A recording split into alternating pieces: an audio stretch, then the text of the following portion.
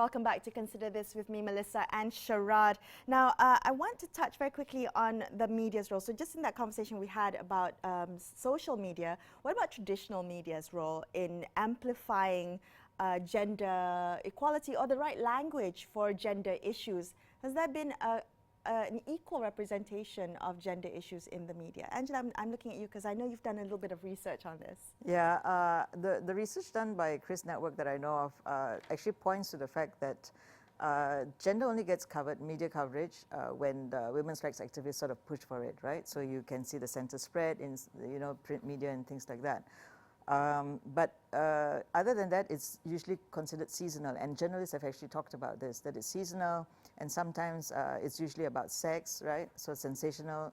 If the news has sensational elements, that's what they're going to pick on. So child marriage, rape, etc.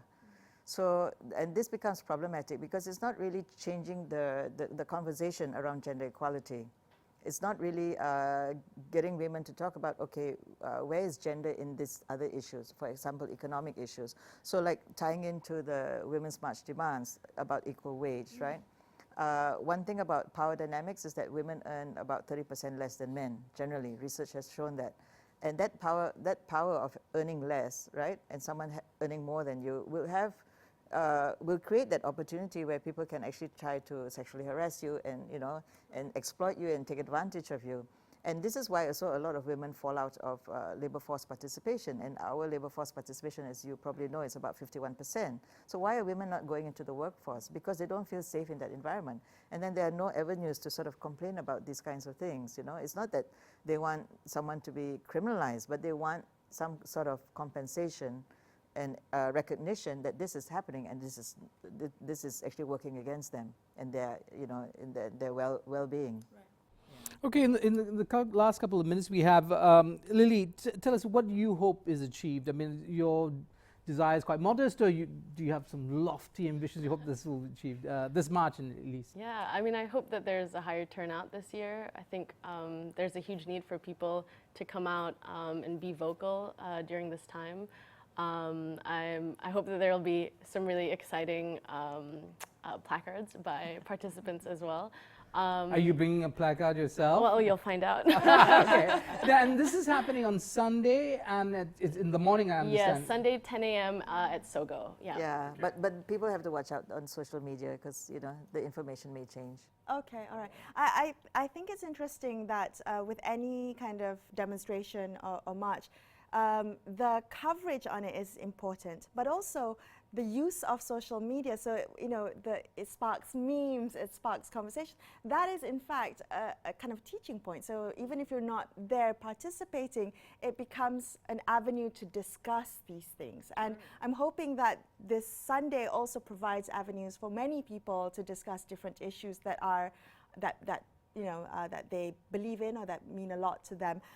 In the last minute or so we have left, can you talk a little bit about some of the things that you're hoping Malaysians talk about in, using the International Women's Day as a launch pad?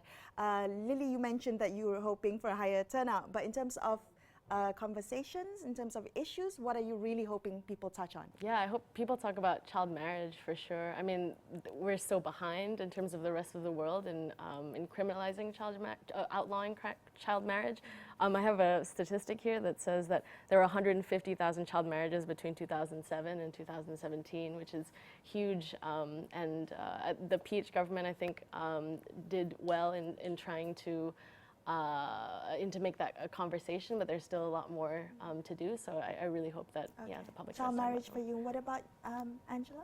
Well, the police really looked after us really well last year, so I hope they'll do the same this year. But the other thing very quickly is that I hope people will take a step back rather than attack women for standing up for their rights and talking about the inequality or the discrimination and stigma and violence, that they actually take a step back and really listen to these voices and maybe allow the conversations to happen, even no matter how uncomfortable or difficult it may be, right?